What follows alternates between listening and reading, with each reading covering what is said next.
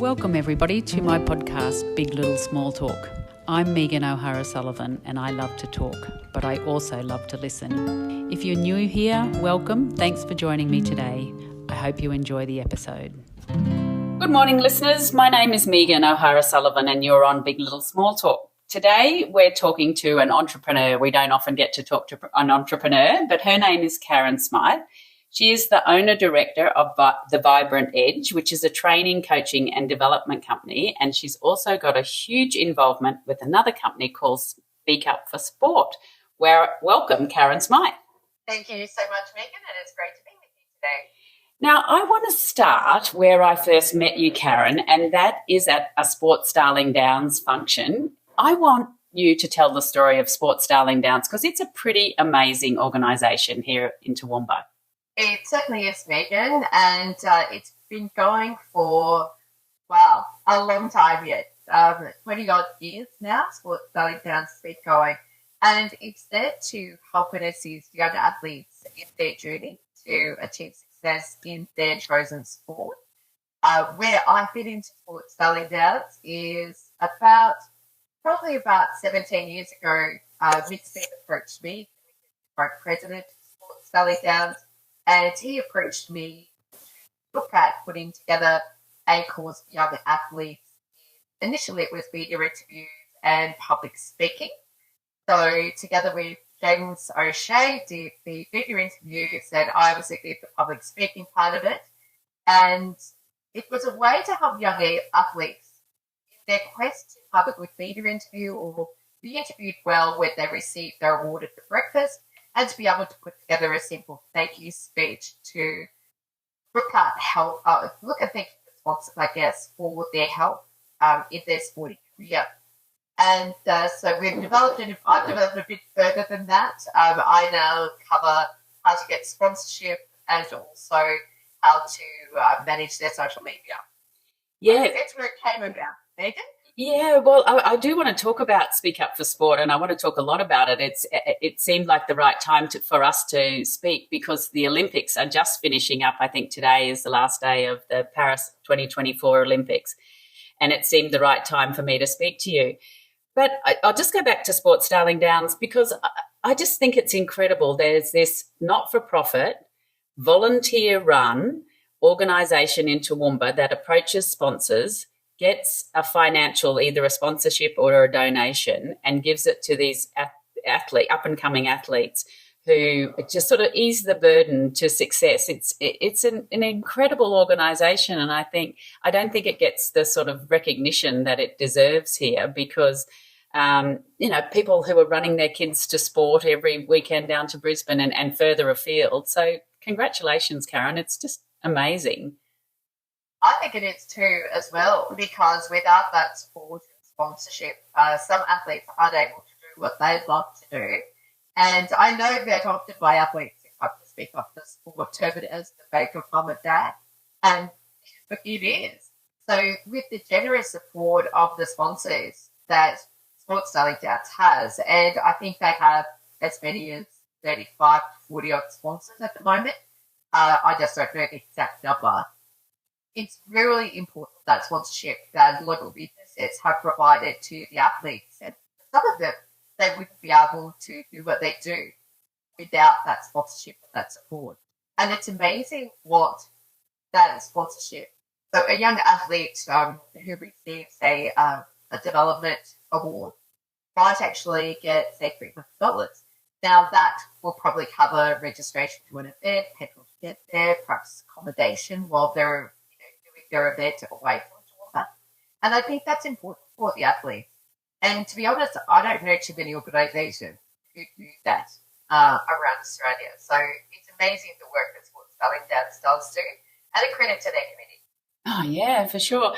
Now, you are a Toowoomba girl, even though I'm speaking to you from Melbourne, so forgive me, listeners, if the sound's a bit like we're down a tunnel. But you went to Harristown High. Tell me the story of Karen Smythe and how she ended up in Melbourne at this stage of the game. Right, okay. So I've been in Melbourne now, believe it or not, for 16 years. And it was a bit of a career move for me to come here. Obviously, I have my own business.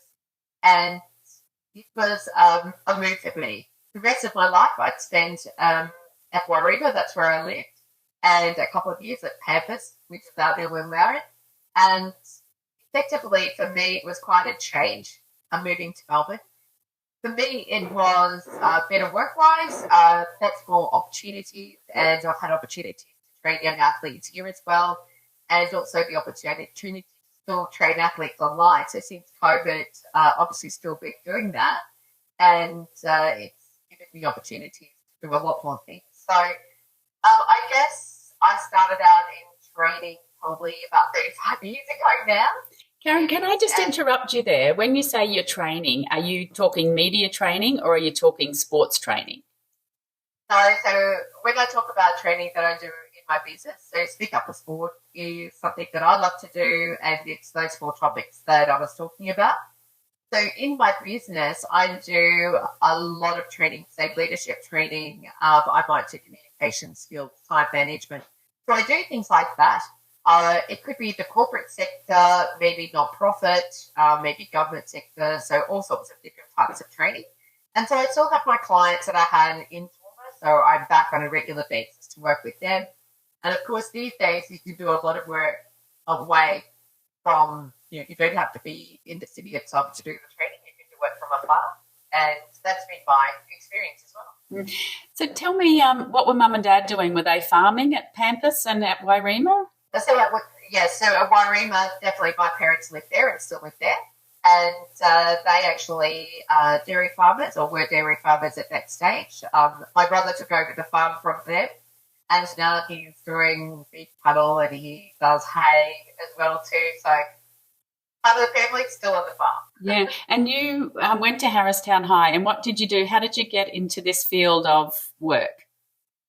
Okay, so I went to Harristown, yes, and I managed to get into retail pharmacy, and I worked in retail pharmacy for about 16 years, and I was getting to the stage where I needed a bit of a change, and one of my friends actually, I had started doing my training then with Junior Caper International, and it's an organisation that I enjoyed when I was in Toowoomba. I was a member of Wilson overseas way back when, and I got involved in training in that organisation. And that's been really successful for me. One of my friends worked at Heritage. There was a job going in the training area, so I got a job with Heritage and started my internal training career. And then after that, I actually started my own business and did a bit of contract work to build up some clients. And, for me, I've been very fortunate. I've trained in 27 different countries, so part of the cultural experience. So training in different places. So a long way from starting out going to school at Harristown High.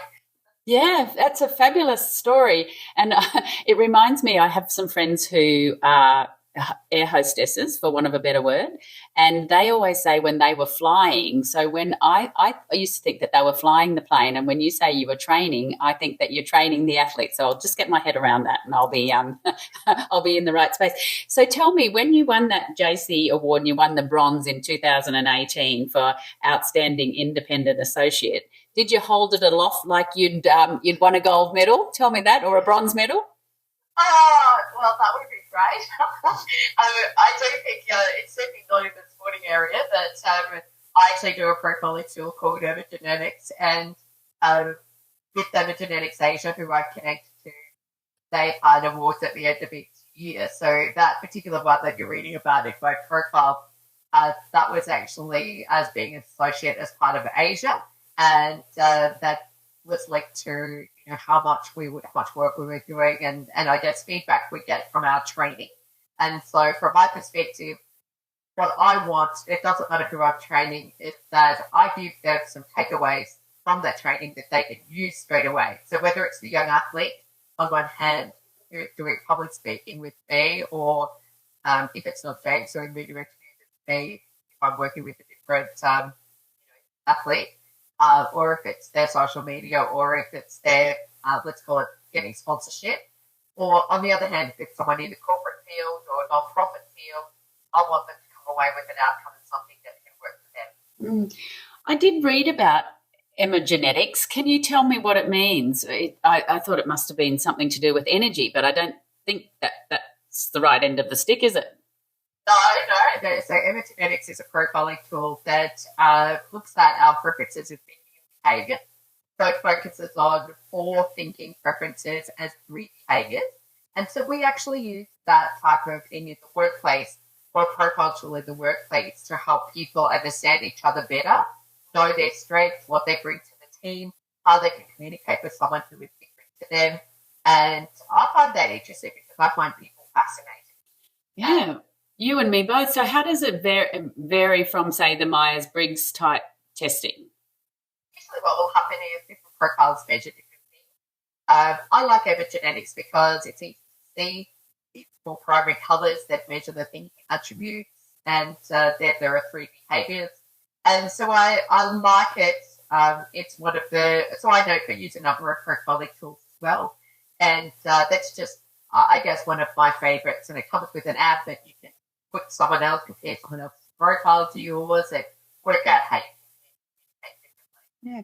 So flesh that out a little bit for me. What's the primary colours, and what are the 3 4 behaviours?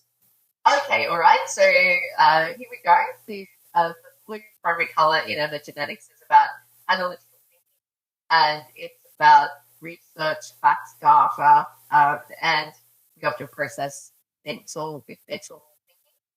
And we do like to ask lots of questions. So the green structured thinking, very much about what process am I following. It's definitely about rules, and it's a systematic approach, I guess, to getting your day completed. And so that's green. And then the red is social thinking personality. So that's about emotion and intuition about people, and being loving to connect with others as well. And there's the yellow is a conceptual thinking, and that's about the big picture and ideas, and yes, intuition about ideas, more so than about people. So they're the 4 primary colours and the 4 thinking attributes.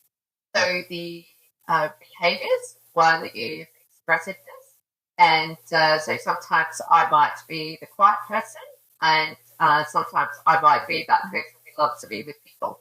And so how we take information in, or how we express ourselves to the outside world, is what we look at when we think about expressiveness. So that's that one.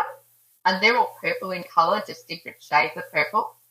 And the second one is assertiveness. So whether I'm more the quiet person, or whether I'm more the assertive, let me get my opinion out there type of person. And, even how we work through our day. So if I have that third assertive personality, I'm going to be onto it. I'm going to be wanting to achieve my goals for the day. And then the other one is flexibility. So flexibility on one side, I can actually be that very focused person, and it's what I focus on today. And then if I'm, say, third and flexible on the other end, what I'm going to be doing is that I've probably got 10 things on the go at once, and I'm going to be, my work is a work in progress, let's call it. So there's lots of different behaviours that we actually use when we talk about, and we can use obviously a combination of those 3. And when we put all that together, we have the real me. We have our strengths, we have who we are, and what we bring to the team. And it's great to know who does what when you're working in the team, and what strengths you bring. Having been involved in a large organisation where sometimes the culture might not have been where it should have, do you believe, Karen, that with this type of training that you can turn the culture of an organisation around? Yes, so I think that often what I've seen, Megan, when I'm doing training is that the light bulb comes on. And often a common statement I hear from people is, now I know why you say what you do, or why you do what you do, or why you might be quiet when you come into work in the morning. So having an understanding of that from different people's perspective, it's like a light bulb, and I see it quite regularly. And in fact, I wasn't using epigenetics on Friday. I was using a different profiling tool. And one person sat across the room and went, now I know why, perhaps we may not work together as well as we should do, and how we could do that better. So that's great when people have that realisation. And I think slowly that makes a difference, and it changes the culture in organisation, because if people have a better understanding, things make sense, or they make more sense. Yeah, to try and elicit some empathy towards why someone. But I wonder, I suppose I'm an old cynic, and I think, do people change really, or do you just bring that same behaviour to the table every time? But we can't give up trying, can we? No, that's right. And I think when we think about it, we often use the segment with epigenetics and using it every day in our lives at work. So if we're constantly reminding ourselves to do that, then that's going to be really important for us to do that, because if we don't, then we might slip back into our old behaviours that we had. I guess one of the things that we hope from the point of view of doing training or coaching is that people will actually change. I'll just remind the listeners that they're on 102.7 FM. You're with me, Megan O'Hara-Sullivan. We're on Big Little Small Talk, and we're talking to Karen Smythe, who is a training, coaching and development specialist and also has a business called Speak Up for Sport. If we can go back to Speak Up for Sport, Karen, because I've been at many of those Sports Darling Downs breakfasts where the poor host, mainly James O'Shea now, and Peter Rookus before him, was talking to the young athletes, and honestly, it was like blood out of a stone. It was tortuous to watch and listen to, and that's where you come in. So when do you get to speak to or see the athletes or have contact with them? Is it only if they're awarded that as an award, or are parents now sort of approaching you and coaches knowing that how critical that is, as it's all part of the package of being an elite sports person? Okay, so let's start with the Sports Darling Downs crew first, and then I'll talk about athletes outside of that in just a second. So I actually run the Speak Up Sport course over 3 nights. So we did Thursday night, we did the night before the breakfast on Friday morning. So our job on Thursday night is to prepare the athletes for the breakfast on Friday morning and what's going to be expected of them. So that interview that you've heard on Friday morning, we prepare the ones who come along to the course on the Thursday evening. I also get them to write a thank you speech, and we talk about all the different things that all the people they should acknowledge in that thank you speech, including Sports Darling Downs and the sponsor of their award. And you can really see the difference. And I know James had a few challenges at the previous breakfast we've just had in terms of getting some information from athletes when he's interviewing them about their sport and what they've done. I can say for I had 6 athletes in the course this past one, and they all did a fabulous job of their interview with James in the morning. And I think when athletes know what they need to say in a media interview, not only gives them confidence, it shows them or gives them the opportunity to practice what they're going to say before they have to say it. And even with their thank you speeches as well, we rehearsed all of those on the Thursday night. And the ones who did their thank you speech on the Friday morning did a great job of it, and the sponsors really appreciate that. And with some of the athletes, we didn't see that. And I think the sponsors love to see that happen. So that's my thing. So first night we do that. Night 2, I actually train them an easy way to put together a speech. And on Monday night, they do a 5-minute speech for me, and then James comes along and he does some more work on the interview side of things. And in between that, we do some work on social media and how they can promote sponsors and things like that, and how to get some sponsorship if they don't have personal sponsors. So, and I can say, Megan, this course blew us away. So myself, James, and Mick Smith were there for the Monday night, and we could have chosen any one of those 6 athletes who were at this course to speak at the next breakfast. They were all very good. Yeah, it's incredible. And I mean, far be it from me to criticise anyone who freezes or forgets who anyone is. When you get up on that stage, it is quite terrifying for them. And sometimes they do say some funny things. Have you got any stories where, you can remember where anyone's sort of said something totally inappropriate or anything like that when they've been interviewed? Right, okay, that's an interesting question, Megan, because funny stories, yes. I think probably the young athlete who says yes or no, or the other one that is my least favourite is I don't know to a lot of the questions. And so that's because the person may be suffering from nerves on stage, or perhaps they don't really know what to say because they haven't been trained to do that. And really, an athlete's life is more than just what's on the field these days or on their field of sport.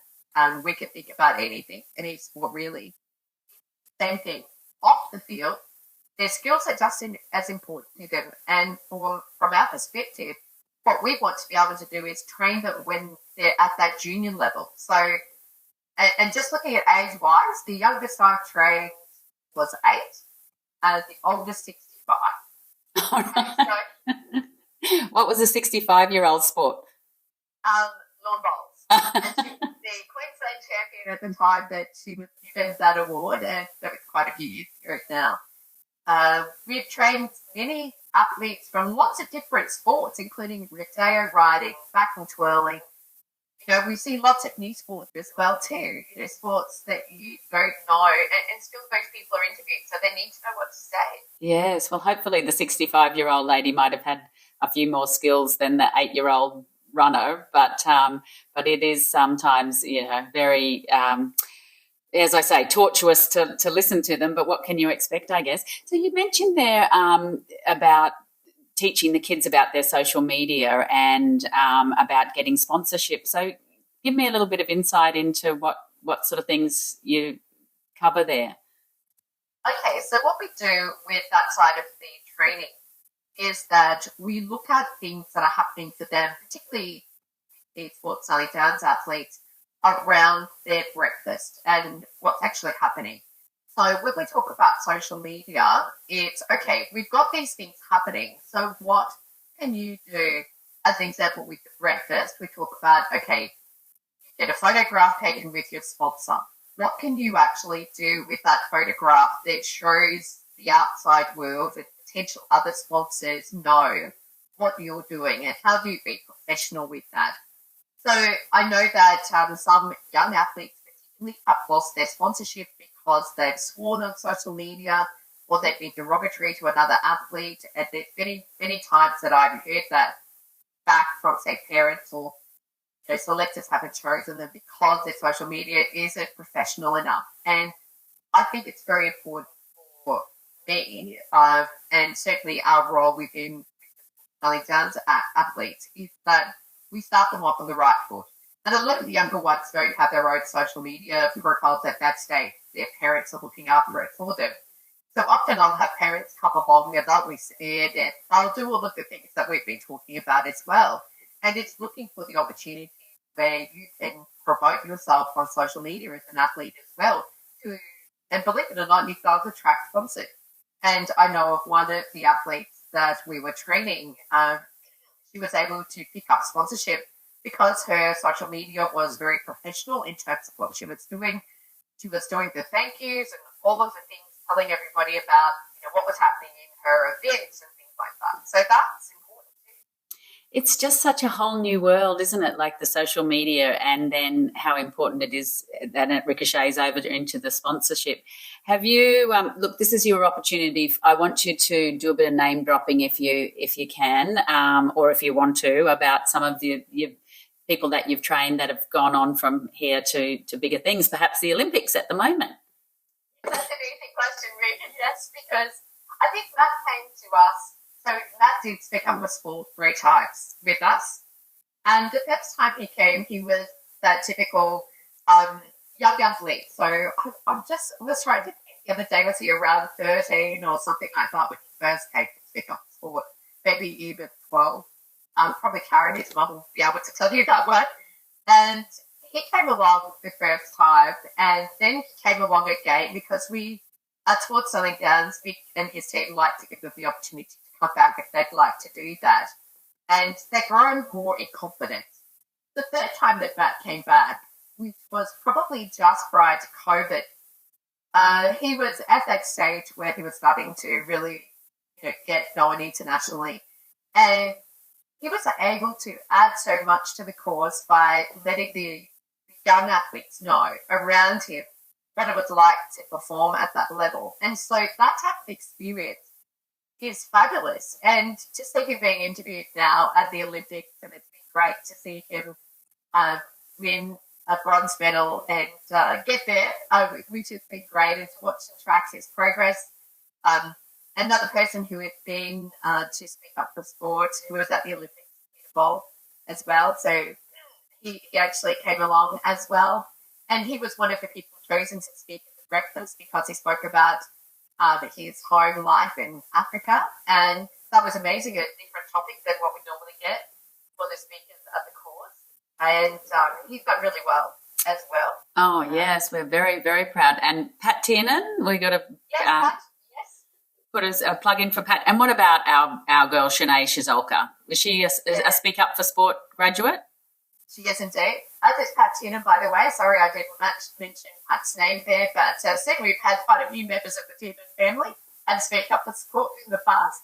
And Papa's certainly one of those. And Shanae, yes, she did the courts a couple of times as well, and she's doing really well between, I think it's rugby league now, isn't it? So she was in State of Origin, and prior to that she was in rugby union, I think, as well too.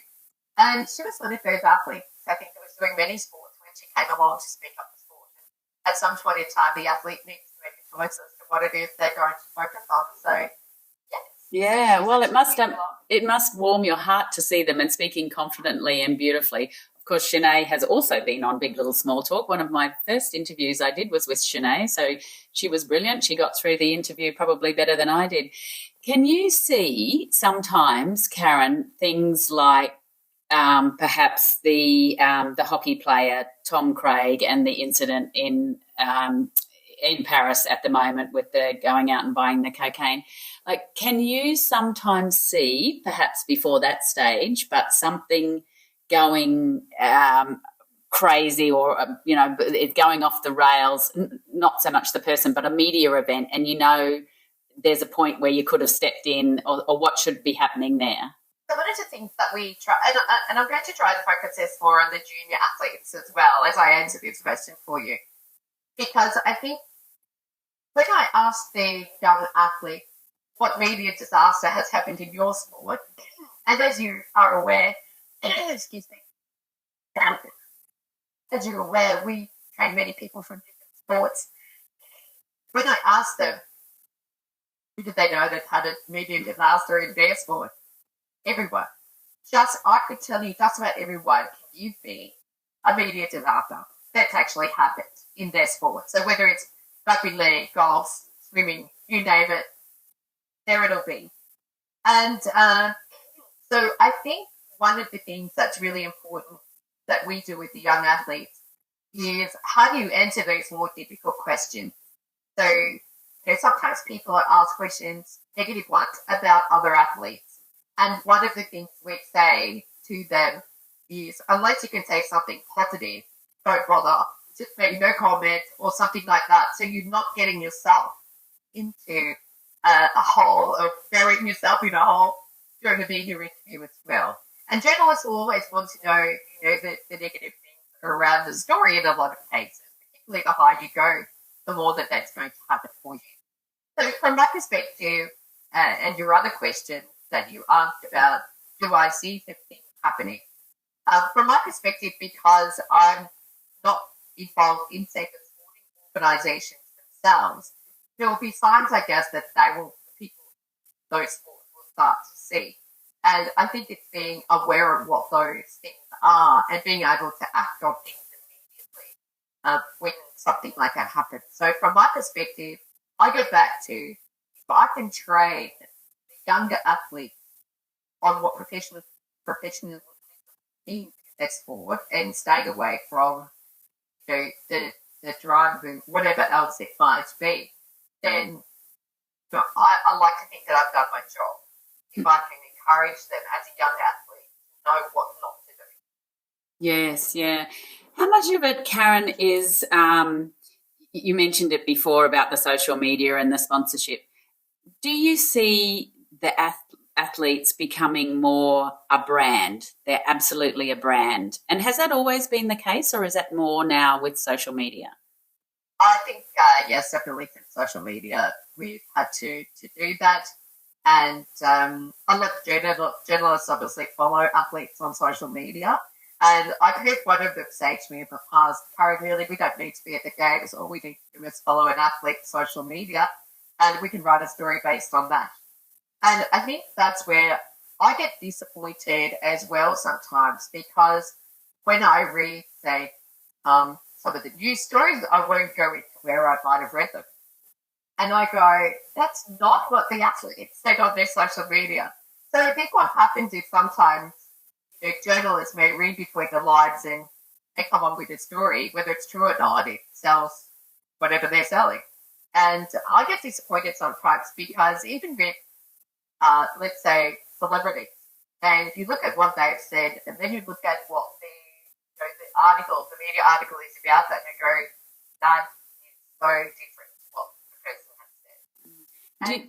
Do you think, sorry to interrupt you, do you think that, do you advise parents, it's just inevitable, you have to have the social media, there's no point in sort of saying, when I'm not going to do it, I'm not going to participate. You just think, look, you have to do it well and make the best of it? Yes, and I think if parents are very professional in their social media and they actually do that for the athlete. I know some of the parents that I've worked with, they've actually let the athlete do it when they know that they're okay to take it over and they're professional in terms of what they do.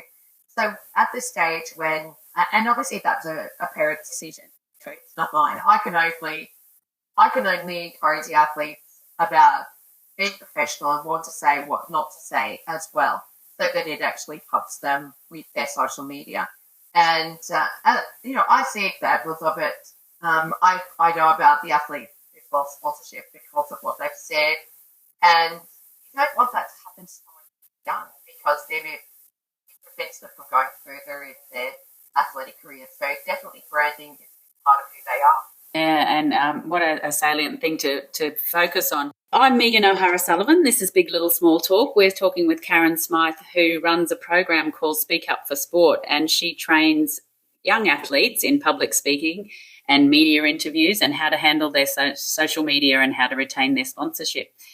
How much, Karen, is, and is this your job or is this someone else, is about the psychology? Because you hear the athletes, any of the professional athletes being interviewed, and they always talk about some of them talk about picturing the win in their head and always focusing on that. But then I heard someone interviewed the other day, Jana Pittman, who was talking about how she pictured the worst case scenario, the worst thing that could happen, and then you could only go up from there. So the psychology, is that your job or is that someone else's job with the young athletes? Okay, so when I'm actually coaching young athletes, and so now moving away from the sports selling downs aspect, because I can only, very nice, I can only do so much. I know that here in Melbourne, I have been working with a young golfer, and I know his mum was asking me to look at the being positive and things like that. So depending on what it is or who it is that I'm coaching or training, there may be some of that comes in. So visualization might be a part of what I do in terms of the training. And a big part also often with a young athlete is that they tend to compare themselves to other athletes, and often that can be a downer for them if they're not achieving. And one of the things I've really liked in the broadcast for the Olympic Games, if I just bring it back to that, with the Australian athletes have actually done a PB in their event. That's gone up on the screen. And I think that that's really good, because it's about being a step better than you were yesterday. And if you've managed a PB, you're in the Olympic Games, for goodness sake. So, how good is that to start with? If you've done a PB that's better than you've done before, that's a win. And I think there's a lot of things that, we need to consider when it comes to the mindset for the athlete. And that would be one of them. And the second thing is, too, about how the parent actually views what the athlete has done. So if they're negative with the athlete, that's not going to be helpful either. So it's going to be about encourage them to do their best and try not to compare. And I know it's easy to compare but people, I'm sure that most of us do that anyway. It's good to look at being better than who you were yesterday. I wanted to ask you about the parents actually, and because most of the athletes, when they're interviewed, will thank their mum and dad, or I always hope that they're going to thank their mum and dad, particularly their mums. But these professional ones, listening to them being interviewed in Paris, and how important it is to sort of maintain a normal routine and just to have their parents and their family and friends around, but is sometimes, particularly with the younger ones, the ones that you might be dealing with, are the parents a bit of a nightmare sometimes? I think most of the ones that I see, Megan, thankfully, are really supportive of their athletes or the young athletes, and I talk about that in general. And the ones that I train, they are very supportive, and the majority, and I know that a lot of the Olympic athletes have thanked their family, their friends, their support, their coaches, and in my case, a lot of them have personal sponsors, and they're very grateful for the support that they have. And I think for a young athlete to get where they want to go to be, say, Brisbane 2032, whatever, they're going to need that support from everyone around them. Because to do the training schedule that they have for their sport, if you listen to the number of hours or days a week, some of them are training 6-7 days a week. It's a hectic schedule. They can't work in between that. It's very difficult to do both of those things. And they may be supported by their family or by their sponsors or whoever it might be. So it's very, very important. If the athlete is going to go that far, that they do have that support. I mean, it's that fine line with parenting, isn't it, between encouraging and not indulging. I mean, heavens knows we don't get it right all the time, do we? So, Karen, do you play any sport? Oh, I used to play, when I was in Toowoomba, I used to play tennis. That was my main sport. Obviously at Harristown, we were encouraged to try out many and varied sports. I found that tennis was mine. Since I've come to Melbourne, I haven't played it. Since I've come here, I've played a little bit of golf, but owing to a shoulder injury, I think that's off my list now as well. So I love to go to sport now, and I tend to, if any of my athletes are of the stage here in Melbourne, then I'll be there. So I like to watch them play. If they're coming to Melbourne for a conf or something like that, I'll often go there. I know that when I was training someone in motorsport, they were in Sydney, I happened to be there for work. I went to the track, watched the race. So I love really sport. Yeah. I find myself in sport quite a lot. Yeah, so you're not dragged down by it or sick of it. You're encouraged by it or enlightened by it. That's great, isn't it? And I mean, imagine how much it means to those people to have you come along and watch them whenever you can. Yeah. You said before about training when you're in the junior chamber and that you travelled a lot. Are you a big traveller for pleasure? Yes. I mentioned I trained in 27 different countries. I've been to 53 countries in my experience. I love traveling, and I know one of my favourite countries is Japan, and I think I've been there maybe 15 times, I think. And is that for leisure or for work or both? So I love the junior chamber, and we've had, obviously, Japan is one of our big member countries, and in my experience of being a member of Junior Chamber, we've had lots of conferences in Japan, and I've been fortunate enough to be on the training program at a lot of those conferences. So my most recent trip, and that was just pre-COVID, to go to Japan, was to go to an epigenetics conference in Japan. I also went to the Grand Prix in Japan, so that was great for me, and I'd still go back again. Because I love it so much. It's one of my favourite countries, and I have to say I've done a lot of work in Mauritius, another of my favourite countries. When I was an international president, vice president, I should say, with Junior Chamber, I was assigned to 9 countries in Africa, so that was an experience. Well, Mauritius happened to be one of them, and I got some training work there as a result of that, and I've been fortunate enough to go back many times to work. Is there any difference, do you think, in your work between nations? Is there anything different when you train overseas? What are the differences and things? Yeah, so definitely cultural differences, and the experience I have now in Melbourne is very valuable too, because we have many different cultures here in Melbourne, and I see some of those cultural signs. So often in Asia, the audience can be, depending on what country you're in, the audience can be a little bit quieter and not as outgoing. Whereas if I think about my friends in the Philippines, and I guess I've been spoiled with Toowoomba training, because they're usually all really engaged and wanting to be involved in it.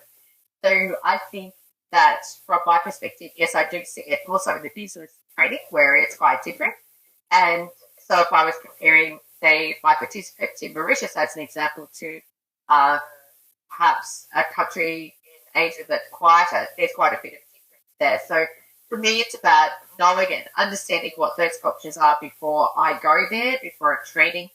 And even today, when I'm doing online training, I did one last week for a client, and I had people from Indonesia, Australia, New Zealand, Singapore, and Hong Kong in the training. So there's a lot of different cultures there, and you have to be aware of, who's going to engage and not going to engage, and how to get that happening. Interesting. Yes, I've done very little emceeing, and I'm not a natural MC, but I find if the audience is giving you something back, it's so much easier, isn't it, than just sort of a stonewalling you. And whenever I'm an audience member now, I'm always nodding and smiling and encouraging, because that's your job as an audience member. You need to do that. Yeah.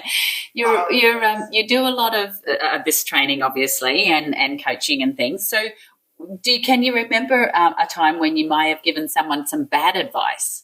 Well, when you're a coach, I think you're about asking the questions. And so from my perspective, I like to be the person who asks the question and the person discover their own advice by what they're actually saying to me. Now, there will be times when perhaps someone needs some advice on how to deal with, say, difficult people in the workplace. It's one of our biggest topics I seem to be training at the moment. And so sometimes there'll be some advice on how to give feedback. And, I always keep the person in mind. And I like to just give the advice when it's asked for, not to shove it someone's throat. Because unless someone's open to receiving that advice as well, it could fall on deaf ears. So for me, it is a fine line between being the person that asks the questions and being the person who gives advice when you know the person doesn't have the information they need. So you've never had a young athlete come back and say, you said to say something or other, and I said it and I got eaten alive by the media? No, I haven't had anyone come back and tell me that, Megan. I hope that's not the case. I know I've had some young athletes who were doing Speak Up for Sport, and I can recall a funny story on this one. And the young athlete went to school the next day after we were doing the, how do I write or how do I work an easy structure for a speech? How do I do that? How do I write a speech quickly? And the person who went to school and told the teacher they didn't know what they were talking about. So they came back to me the next day. They told the teacher they didn't know what they were talking about. Had it on good authority from their coach. Yeah. So, that was that's probably a funny one that I can recall from Speak Up for Sport. And obviously, I don't like to make speech making difficult. I'd like to make it easy. So I want to make sure that I'm teaching them an easy way to put together a speech, because I don't like to make it hard either. And sometimes people will say to me, boy, if only I'd known that when I was younger, Karen. A lot of parents who sit in sometimes on the calls with us because the young athlete may be a bit nervous or lack a bit of confidence. They go, wow, that was easy. And I like to think that it's an easy way to do it. So. Yeah, brilliant. That's great. Well, another time I'll ask you about what the secrets to making a good speech are, because I probably need that. But what about, this is a trivial question, what's your favourite celebrity scandal? Do you have one? You'd know a few celebrities. It doesn't have to be a sports scandal. Yes. I tend to, I probably tend to stay away from that, and I'm not a person who follows a lot of celebrities, I have to say, and so really, I probably don't have a favorite celebrity scandal. There are plenty of them out there, but I don't have a favorite one. I think a lot of it, as I mentioned before, is probably sensational and silly, and in terms of what's going on, and a story will make something or something happen. Maybe it's extra to the movie. I don't know, but I tend to stay away from that. There's been a lot of celebrities at the Olympics, Mick Jagger, Snoop, all the rest of them. It's great to see them there sitting in the stands, isn't it? It has been. Keith Urban? Yes, it's been very much, I guess, a plus for the athletes to see someone from a different industry come along and support them in terms of what they're doing in the Olympics. So I think that's great to have that support from those people too. I know that you mentioned before about Brisbane 2032, and I think it's at this moment that we have to look at what the Olympics can do to a city, can do for a city, can do for the young athletes, but particularly focusing on a city. And I think Brisbane needs to pull its straps up and say, this is a once in a lifetime opportunity and we need to go with it and do it well, like they have done there in Paris in terms of all of the venues in amongst the city. And I think, we need to not do it on the cheap, and we need to do it and make ourselves proud. I think you would agree. Absolutely. And I think it's an amazing opportunity for athletes who are at the age that I might be working with right now. And I know that with the recent group of Speak Up for Sport athletes, there's a couple of race walkers in there who potentially may be thinking about 2032. And when we've asked those questions, and I know that James interviewed them on the Monday night, and that was one of the questions that he actually asked them, would they like to be in 2032? And the answer to that is yes, they would. And so, a lot of them have that goal, and it's great to have a goal in life, no matter who we are, particularly for young athletes. Having something to aim towards is fantastic. And so, I hope Brisbane does do Australia proud, and I'm sure that the Brisbane Olympics Committee will be doing everything they can to ensure that happens. I think not only for the athletes, but for the people who are coming to Australia for the Olympics. Well. Yes, I think, Barcelona talks about how they talk about before the Olympics and after the Olympics, and the things that the legacy infrastructure and the things, it became an international city because of the Olympics. And I think we really need to focus on that, and for it not to be a political football. But anyway, that's me getting up on my high horse. So now I'm running down my time, unfortunately, Karen. It's such an interesting topic, and really interesting to think about what's behind those young athletes, and at their very start of their career, how much that media training will change their life, really. If you said you're not much into watching celebrities, what about the royals? Do you have a favourite royal? Okay, so I'm going to use my Olympic Games experience here, and I have to mention Queen Mary. And I know she's Australian.